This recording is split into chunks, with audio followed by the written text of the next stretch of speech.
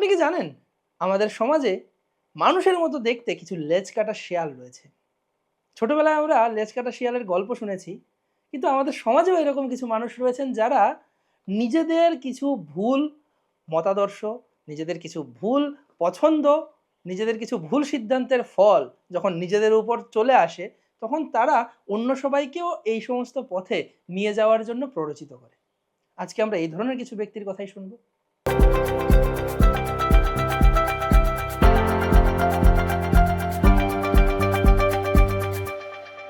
হরে কৃষ্ণ, সবাইকে স্বাগত মেশানো কথায়।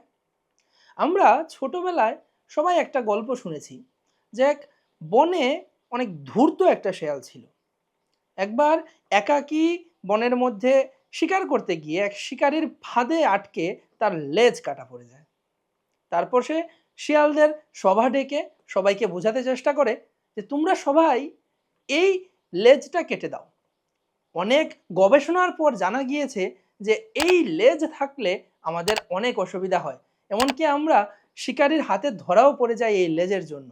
তাই আমি আমার লেজ কেটে দিয়েছি, এখন আমি খুব রিল্যাক্স আছি, আমি খুব ভালো আছি। তোমরাও যদি এইরকম সুন্দর থাকতে চাও, পরিষ্কার থাকতে চাও, তোমরাও লেজ কেটে দাও।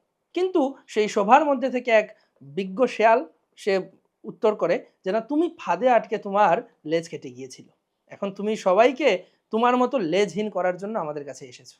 তদ্রূপভাবে আমাদের সমাজেও কিছু লেজ কাটা মানুষ আছে যারা এরকম ধূর্ত স্বভাবের, যারা নিজেদের সুবিধার জন্য, নিজেদের ভোগের সুবিধার জন্য নিজেদের সিদ্ধান্ত অন্যের উপর অ্যাপ্লাই করেন।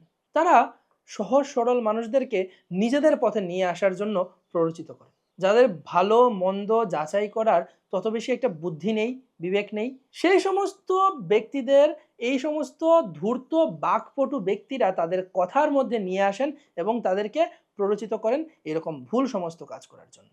সেই সমস্ত তথাকথিত দার্শনিক, মনোধর্মী, বিজ্ঞানী ইত্যাদি অনেক ব্যক্তিরা রয়েছেন, তথাকথিত অনেক ধার্মিক ব্যক্তিরা রয়েছেন, যারা নিজেদের বাকপটুতার মাধ্যমে এই সরল সহজ মানুষদেরকে ভুল পথে প্ররোচিত করে।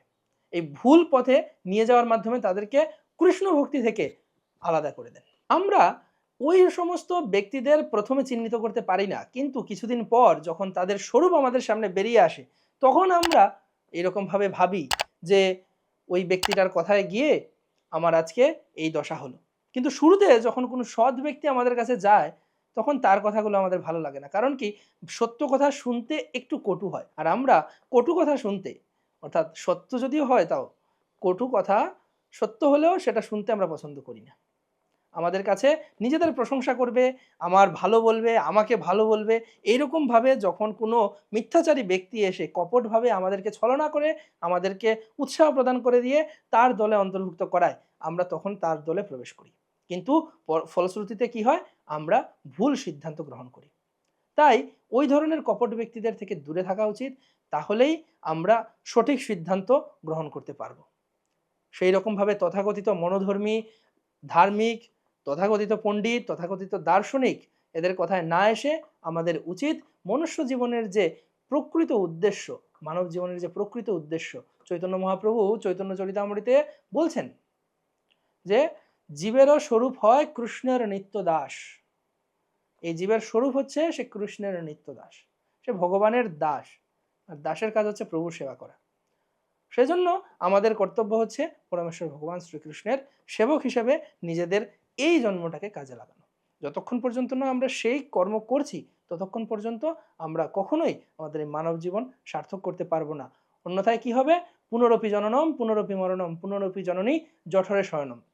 আমাদেরকে বারবার এই জন্ম মৃত্যুর চক্রে আবর্তিত হতে হবে এবং আমরা ভুল পথে গমন করার মাধ্যমে এই জন্ম মৃত্যুর চক্রে বারবার আবর্তিত হতে থাকবো।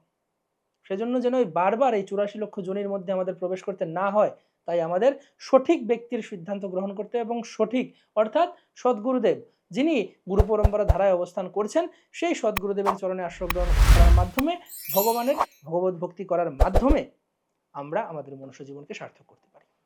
হরে কৃষ্ণ।